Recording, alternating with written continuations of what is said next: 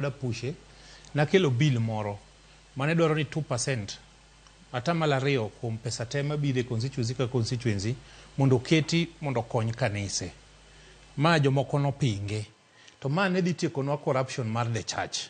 Mar niya ng'ato golo pesa ne ma kama oaye onge ng'ama ong'eyo mondo konygo mondo ger kanise. We wanted a way ma kanisa nikech jo kanisa gi be golo ushuru. Jo kanisa golo ushuru.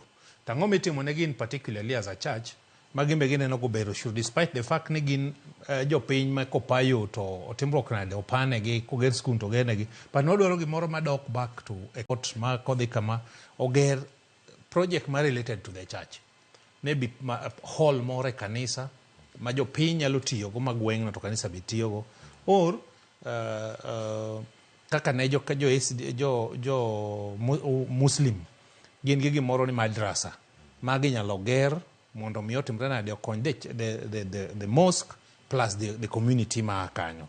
Apani this bill gik makoro chako wuoyo gi wach mar pesa minyiewo go kanisa it's supposed to be obed supported mondo odhi through mondo wane kaka wanyalo develop our churches e yo moro ma owinjore mok ni koro ka ng'ato golo milion mang'eny te ene makoro kanisa lame. Kamano Mheshimiwa Masara kachelo koda ka Mheshimiwa Beatrice Ogolla kod Boaz Kiri penyo nada penjo kapok ang'aloro twak machalo kama bende seyo ma kama wanyalo neno kibayo nyaki counties agendo duto untiere buo diocese ma Homa Bay untiere buo Bishop Michael Odiwa mano ka gin jo Catholic mag jo Anglican bende ntiere kata kod bishop margi e gwenge gi duto nitie jogo motelo kata bed jo kanise kama gintiere ka be waneno ka seyo ma kama nyalo biewe wi kanise nikech kata kopogore gi jotelo mamalo madhi e kanise gi